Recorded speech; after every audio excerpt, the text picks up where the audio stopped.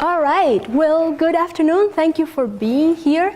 My name is Dr. Claudia Bucciferro, and I am a visiting assistant professor in the Department of Communication Arts here at Gonzaga. This 12.5-minute lecture is in recognition of Gonzaga's 125th anniversary. And my topic is Twilight, Understanding the Global Phenomenon. And the movie clip at the beginning was just to kind of hook you and remind you of what the first movie was about, because now we are up to the 5th movie, so we are kind of, it's been a while. So, first, I should begin by giving you some context and telling you that my research focuses on media, society, and global information flows. In particular, I look at issues of gender, identity, and civic activism. Now, this piece that I'm talking about today is a chapter from my upcoming book called The Twilight Saga, Exploring its Worldwide Popularity. It is upcoming in 2014. It's going to be published by Scarecrow Press, and it features scholars from all over the world. I am the editor of the book, and I'm writing a chapter and introduction, conclusion, but I'm in great company, and I have people from all over contributing chapters. So, interested in Twilight? A lot of people ask me, I say I'm doing research on Twilight now. And they say, why? Well, Twilight is an intriguing phenomenon. It went from a first novel written by a stay-at-home mom to a #1 New York Times bestseller. It went from a low-budget first film, which is the one that you saw in the trailer, to one of the highest grossing movies ever directed by a woman. It was the highest grossing film directed by a woman for a very long time. Currently, it is a multi-million-dollar franchise with a global fan base, and the latest estimate was $2.5 billion garnered at the box office alone, not even considering merchandise or anything else. But the basic question is, how can its popularity be explained? Like, really, how did this thing get so big? Nobody knows. When they ask the movie directors and the producers and the writer, they all say, we never thought that this could happen. Why? I have an answer. So, I'll tell you a bit about the research design. And the starting point of my research was cultural studies. Cultural studies proposes that people are not dupes. That's the core proposition of cultural studies. And if you take that core proposition, then the idea that, well, it's a lot of marketing and there are handsome people in this movie, so people like it because of that, that is just not enough of an answer. People are not dupes. There's got to be something in it that attracts audiences. And so I use a theoretical framework based on communication and media studies, and the methodology for this particular piece of research, which corresponds to chapter 1 in the book, is qualitative text analysis. So I looked at core themes, characters, and metaphors found in the Twilight series in relationship to kind of larger social and cultural issues. Now, let's start by talking about the core themes found in Twilight. The core themes are actually not new. They've been around for a while, but they're still very powerful. And so we have sensuality and chastity and restraint, and what do they mean and what happens there. The topic of an impossible relationship, he's a vampire and she's a human and they cannot be together. We've seen this in a lot of incarnations, but it's still powerful as a topic. We have unconditional love in a time when we tend to put a lot of conditions on our loving. This unconditional love is very attractive as a topic. Tame your inner monster, and the idea that there is good and bad in people and good and bad in vampires, and that people need to struggle somehow in order to bring out the good in them. And finally, we have commitment and choice, and marriage in particular, and what the importance is of making the right choices in life. So these themes are timeless, and they are found in myths and legends all over the world and in all literary traditions, and they are all present in Twilight, and that makes the series attractive. Next aspect, well, thematic significance. The core themes relate to shifting views within a larger society. Issues such as masculinity and femininity, self-identity and social norms, the romantic ideal, which has been so questioned in the last years, the topic of good versus evil, and what constitutes good and what constitutes evil. All these themes resonate with audiences because they engage with current issues that overstep local boundaries. Now, a look at the main characters from Twilight. The characters are archetypal, and that makes them very appealing.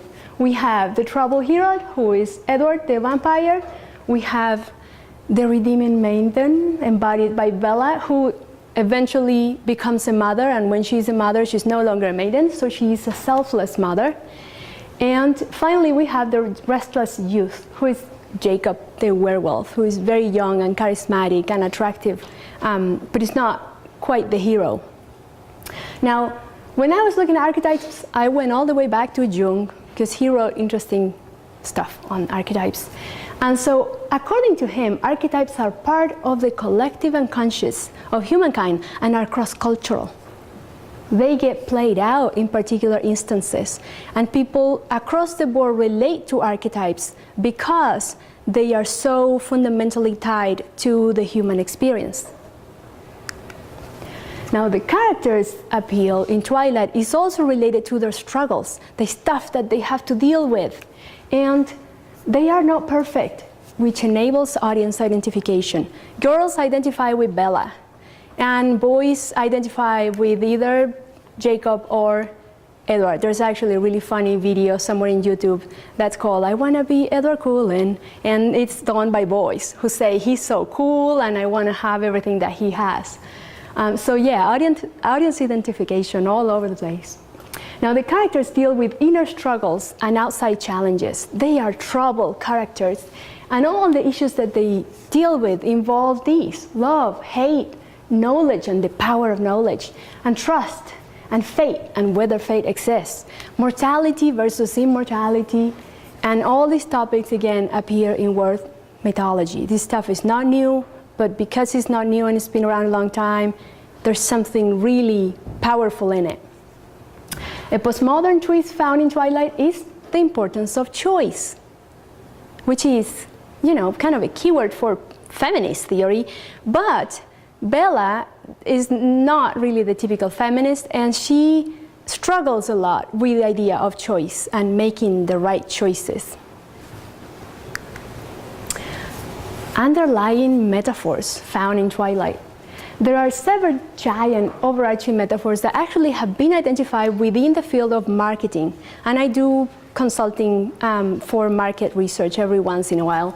And so these 7 giant metaphors have been found to be appealing to audiences across the board all over the world. And all 7 are found in Twilight, which is really interesting. Usually products, you know, have 1 or 2 or 3 metaphors in them. Twilight has 7, the 7 giant ones. And they are transformation, journey, balance, container, connection, resource, and control. A quick look at each. Transformation is obvious, right? Vampires need to be transformed into vampires. Werewolves transform. It's all about transformation there. Journey, and the journey from beginning to end, in terms of their relationship, in terms of their life cycles, in terms of everything. Balance, and the struggle to achieve balance, and the one who deals the most with it is Bella, because, you know, she's trying to balance her human world with a supernatural world and everything else. Container, and container as a metaphor relates to boundaries and belonging, and to be able to keep things out and other things in. And issues involving boundaries are always present in Twilight. Boundaries between the fantasy world and the real world, boundaries between werewolves and vampires. Bella herself is a shield. That's her superpower when she becomes a vampire. So she is a container. Connection, and the need for connection, and the struggle in terms of connection versus independence. And we see this a lot in the relationship between Bella and Edward, because they kind of connected, but then individuality kind of gets messed up and is always there. Resource, the Cullen family in particular has lots of resources. They have money, nice cars, they all have superpowers, you know, and Bella, by getting involved with Edward Cullen, has potentially access to these resources. And finally, control, and self-control in particular, which is very important in Twilight. All across the board throughout their relationship, you know, Edward struggles with self-control. He does not want to, you know, get too close to Bella because he may hurt her. And Bella, when she becomes a vampire, she's known for her supernatural self-control. Now, these metaphors are cross-cultural again. They attract audiences because they help constitute people's symbolic experiences with the products. And when we do market research, we're looking for metaphors. And you can use metaphors to kind of attract audiences. So it's a big part of Twilight. Now, in Twilight, we find fictional stories, but real issues. And cultural studies argues that media content both reflect and influence social issues. There is this kind of duality there. Twilight addresses a lot of topics that are very relevant within contemporary societies, especially for young people and teenagers. Topics such as relationships and marriage, gender roles and power dynamics, differences based on race, class, and status, and finally, the appeal of fantasy, which, you know, it's very powerful in Twilight, but we see in terms of other teen franchises too, such as Harry Potter, such as Hunger Games, and going back a little further, Star Wars, it's about the same stuff. So, overall, the study of popular culture products helps us understand their social context.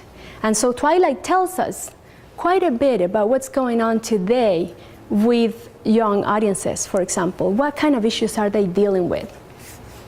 Twilight's popularity can be explained based on the text itself and what the text does for the audience. We have it on both levels, within the text, and what kind of experiences people have when they engage with this text. The themes, the characters, and the metaphors tap onto universals, but connect to contemporary issues. And that is why Twilight has been so famous all over the world.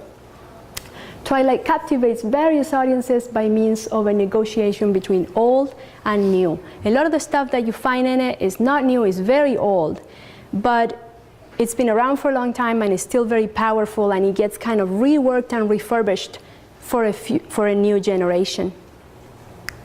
So finally, thank you for listening. And stay tuned for more details regarding our book on the Twilight Saga coming 2014.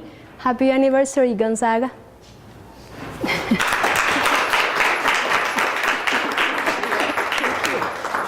So we have time for a couple of questions, if we have any from the audience. Yes. The 7 metaphors, I'm just curious where that comes from. Is that in your research? Kind of where do we learn more about those 7 metaphors? Yes, Zalman and Zalman are the people who have kind of fleshed out. They were the first ones to propose that there were these 7 giant metaphors, and it was 7 and not 10, 15, 20, 80, you know. And they have a book called Marketing Metaphoria, which was kind of revolutionary within market research, and it hasn't been around for too long. It's been a few years. And so that's probably the biggest influence. And they are the ones who list all these. And it was very influential. And then Lakoff, who I cited too, Lakoff has done a lot more work on metaphors and the relation between metaphors and the mind. And he says that actually we engage with the world metaphorically. And so metaphors are kind of wired into our cognitive capacity as humans. And that's what makes them so powerful. Mm-hmm. Anyone else? More questions? As a follow-up thought, I could add that there is this really interesting book on the mythic imagination that I found very useful for my research too. And the author, his name is Trout, last name I think, I cited them. cited him there too. He says that from an evolutionary point of view, at some point, we were very marginal as a species. We were kind of scavengers. It took us a long time to become hunters. And he says that by the time we were able to become hunters, what we did actually was observe predators a lot, internalize the predators, copy their behavior, and behave like them. And that's what moved us all the way up to the top of the food chain, and that's what kind of turned us into the kind of humans that we are today. And so from his point of view, he says this internalizing of the predator eventually became kind of symbolized by means of these monsters, such as werewolves and vampires and all these horrible creatures that we find in mythology all over the world, and that continue to have so much appeal. So I was trying to figure out like what's in vampires. Plus now it's become mainstream. Like they used to be kind of marginal, part of the horror film genre, and now all of a sudden vampires everywhere. It's a mainstream phenomenon, and a lot of this mainstreaming had to do with Twilight's success. So all these ideas will be in the book. Our book goes into more detail. Each chapter deals with different aspects. We have people writing from England, Spain, Australia, all over the US, from Maine to Texas, New York, Washington. It's going to be really good. And we're looking at trying to understand Twilight as a phenomenon, because a lot has been written on kind of trashing it or loving it, right? You either hate it or you love it. And part of my question was like, why? Like, why do people feel so strongly about it? Why can't they just be neutral? It's like, yeah, well, I don't care. No, they have to either hate it or love it. What's in it? And so we're looking at that kind of larger framework as a way to understand what's going on. Have you looked into the Team Edward, Team Jacob phenomenon? What is that all about? Yes, well, that's interesting. That has several levels. On the one hand, there are issues of masculinity and the masculine ideal that get played up there very strongly. You have Team Edward, and Edward is this white, wealthy boy who is very kind of androgynous and looks like a model for Burberry coats or something, right? And that's a very different type of masculinity as Jacob, who is the werewolf, is always without a shirt, very muscular, kind of working class guy, brown, not a lot of monetary resources. And so there are issues of masculinity there in tension, and people align with either one or the other. The question of who will Bella choose, it has a lot to do with that as well. And people will argue, why? I always thought the white guy with the money was going to win. And he did, right? He won the girl. He did. And it's not by chance. Men tend to have a lot more issues with Edward than Jacob. For some reason, they kind of like Jacob better. But Team Edward, it's just kind of threatening to them because he's too much. And so, yeah, we actually have a chapter specifically looking at that and how that gets played up. Book fire right here, I can tell.